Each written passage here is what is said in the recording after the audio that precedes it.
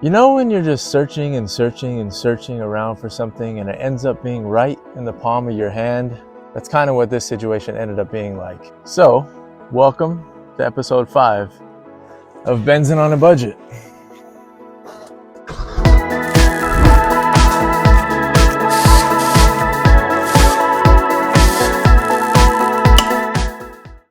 Well guys, we're back. Hope you guys enjoyed the intro.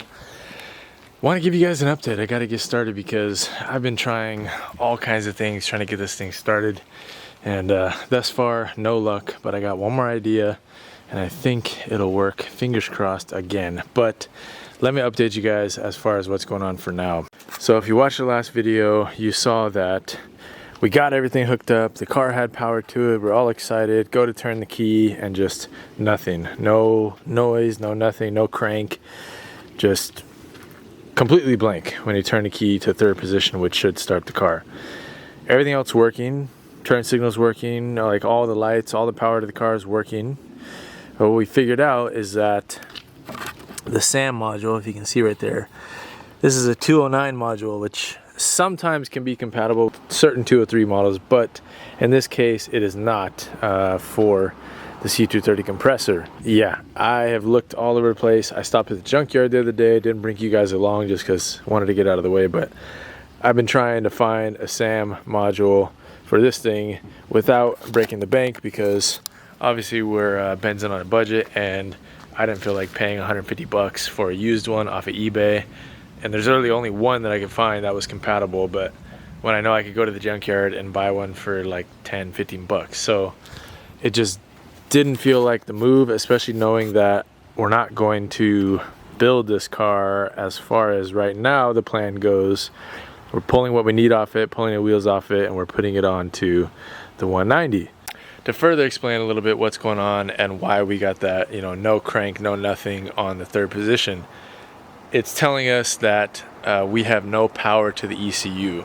The two telltale signs to that were A, in key position 2, fans kick on high, and then the second strong indicator is that the check engine light with all of the other dummy lights should illuminate on the dash as soon as you turn to position 1, position 2, etc. We didn't get any check engine light, we only got all the other dummy lights, so it's just telling us that the car is not communicating with the ECU, which obviously it's not going to start the engine, that being the case.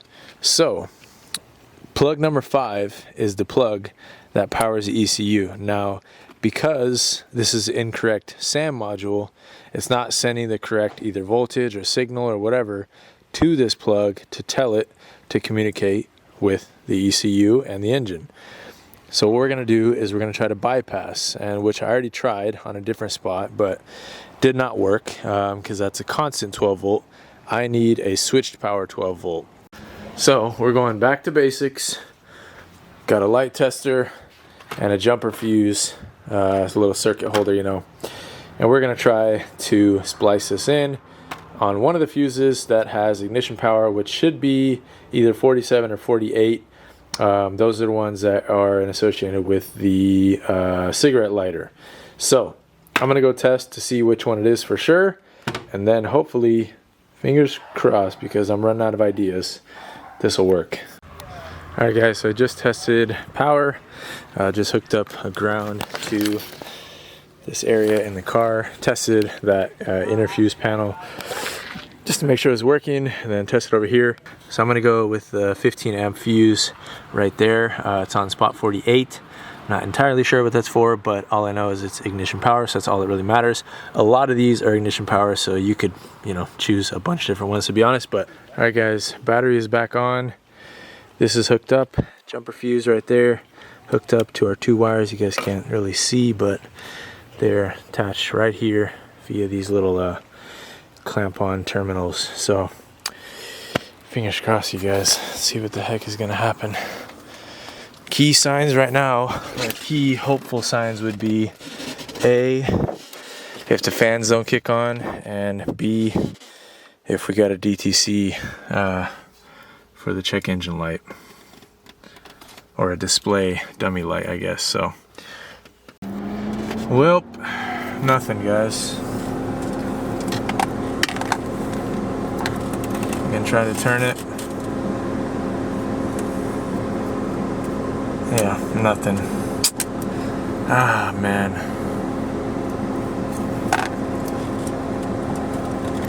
Alright guys, I don't know if this is a moment or not. I've been through many of these now, a lot of disappointment, but it's the first time I got power to actually come through on the little jumper. The freaking jumper that I had wasn't sending power.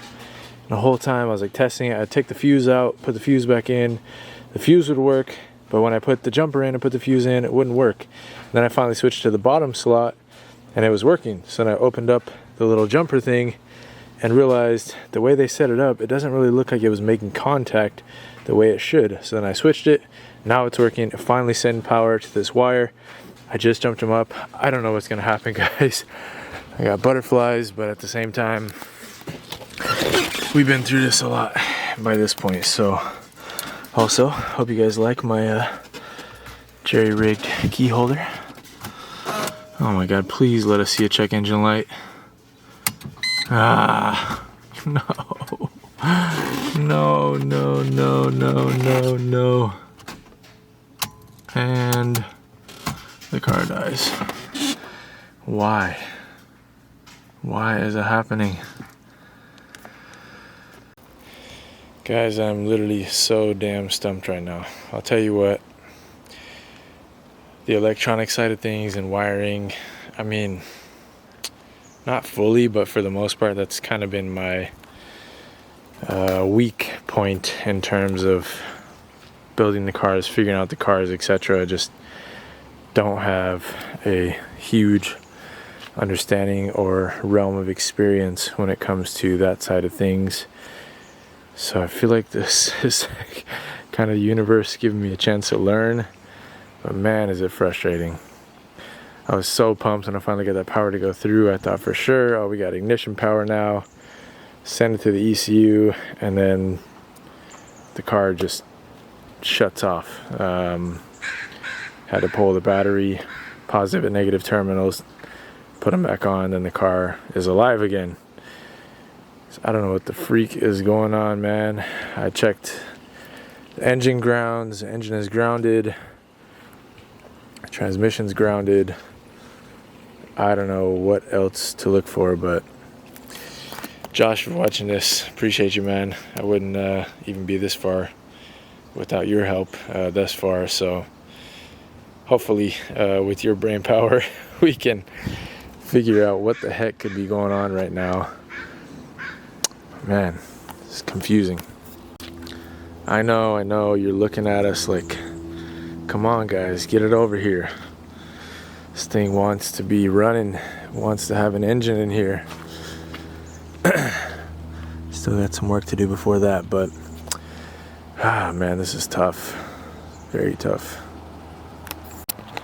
By the way, I found an old picture of this thing when searching for the VIN, and it looks like it used to be a Portland car, and ironically enough, it at one time had these wheels on it, but the chrome version, which is kind of cool. We're gonna be running these, and I like them better than the chrome versions, but I just think it's kind of funny, like ironic. Used to have those same wheels on it. But guys, I don't know what to tell you. We did a vote on the community tab. Will this thing be running for the next episode? My vote was yes. I was confident, but my confidence isn't so high right now. But I'm gonna do my best, guys. I will do my best, and fingers crossed something works out.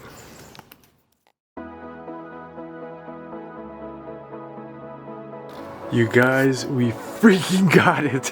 Yes. Oh my God, I am so hyped right now, dude. Oh, okay, I'm sorry I didn't include you guys in the process. I'm telling you guys, I've been so frustrated the last few days trying to figure this out. I'm just like, dude, what the heck could it be? Hooked up power to the ECU. We've done all these little wiring tricks. I've fixed so many little things. I'm like, what the heck could it be? You guys saw the clip. I turned the key when we send 12 volt to the ECU, and the car just goes flat, dies. Typically, and that's like overall automotive behavior, not just Mercedes. Typically when that happens, that means that you have a big power draw, a bad ground, something bad to the starter. Oh my God, and I was just racking my brain like, what the heck is it? What the heck is it? And you guys know how janky those battery terminals were, I think, from showing you guys enough times by now. So finally I was like, okay, whatever, I'm gonna redo all these, I'm gonna make them all nice. You guys can't see them, but I'll show you guys better in the morning. But anyways, I redid all the lines. I connected 2 lines from the fuse bank and the alternator, alternator started line. I think that's started line. And then I redid the ground, cleaned up all these little terminals, etc. And I go to turn the thing on and it fires right up. I should have been recording, but I was like, oh my God. So guys, I'm gonna go ahead, I'm gonna show you real quick. I'm gonna cut it off pretty instantly though, because the exhaust is literally cut off like you guys saw in the previous videos. But this thing, it literally kind of chugged for a second, like it just needed to get fuel up, and then it just fired off. So let's try it again, and then I'm gonna leave it at that, and I'll catch you guys in the morning. All right guys, we're sending it only for a second.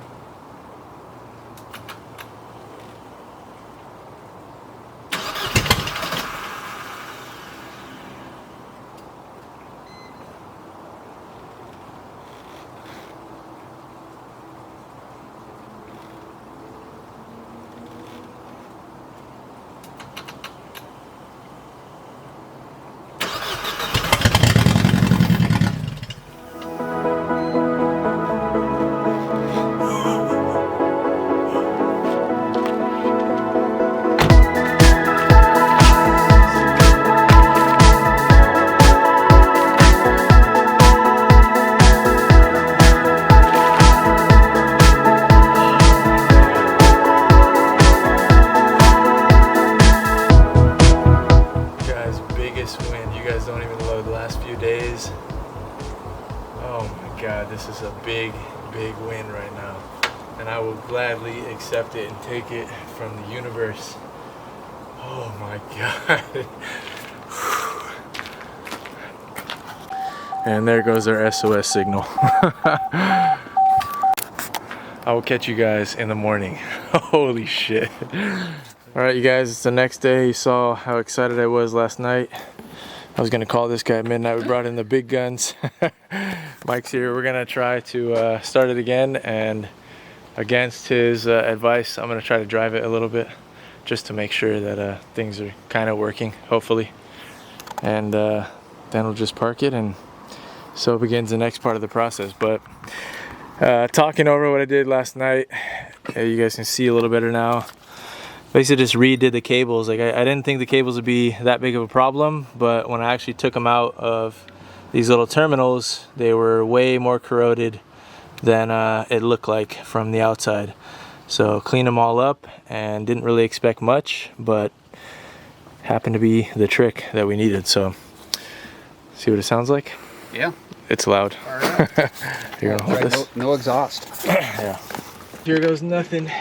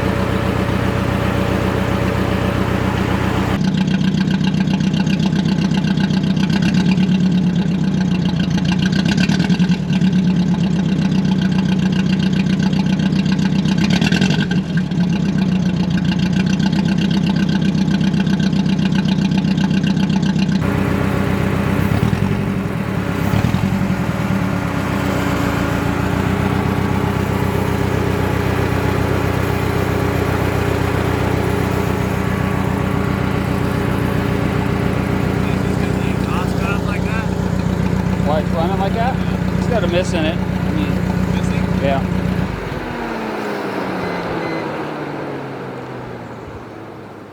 Check plugs and stuff. Plugs, coil packs, could be anything. What's all that? It's getting mad. Alright guys, we noticed, and I hadn't noticed this before, but I should have ordered a silicone coupler for it, but it was basically like PVC pipe right here that somebody tried to make fit. So we're doing the ghetto hack of trying to solve a little bit of the leaking air, because that is after the MAF, which would definitely affect how it's running. We're gonna pull coils one at a time once I start it, but I'm gonna check codes real quick just to see if anything is showing up. Alright guys, our cheap little code reader was telling us cylinder 1 and cylinder 4 misfire, and then secondary air injection, and then I think coolant temp as well. So we'll try to keep an eye on everything, but I'm gonna kind of try to start it and see if it sounds any different. If not, we're probably gonna have to throw a set of plugs into it and just see, or at least see what those look like. Could be coil packs as well, but let's try this out. All right.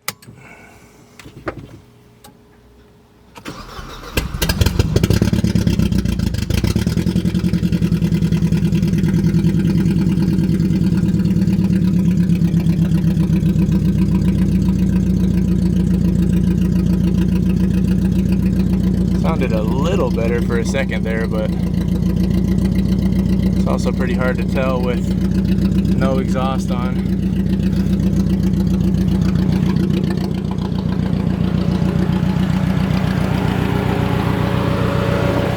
don't hear any cracked plugs or anything like that, like the misfire as far as the work or anything.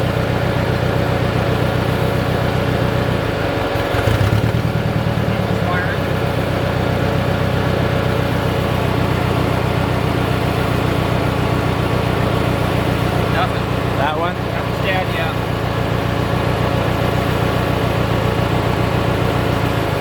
That one's okay. That one's okay.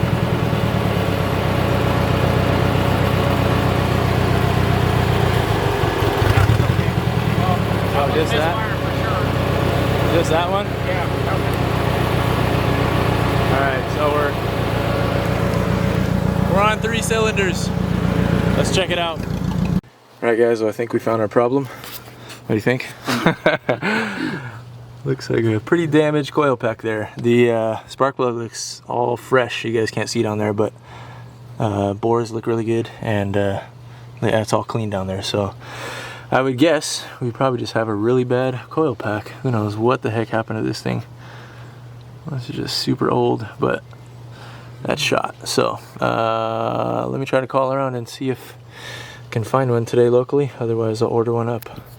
Alright guys, well, I think we're going to have to end episode 5 here, because I don't think I'm going to get a coil pack in time before you guys will see this on Monday. It's Sunday right now, so thanks to Mike for helping us diagnose this. I think it would have been pretty obvious once I started looking, but anyways, just having him around to help is always helpful. So that is where we're at, guys. I wanted to go for a drive in this video, but once we get a coil pack in it, we'll do so, and basically after one test drive, that's all I need to know. I just want to make sure it goes through the gears, and then it's time to yank it out and get that thing prepared. So, well, all that said, you guys, we got a freaking runner. That is such a relief. I was literally racking my brain all week. Like, there was days in between time of recording where I was just like, what the heck is it? What is going on with this car?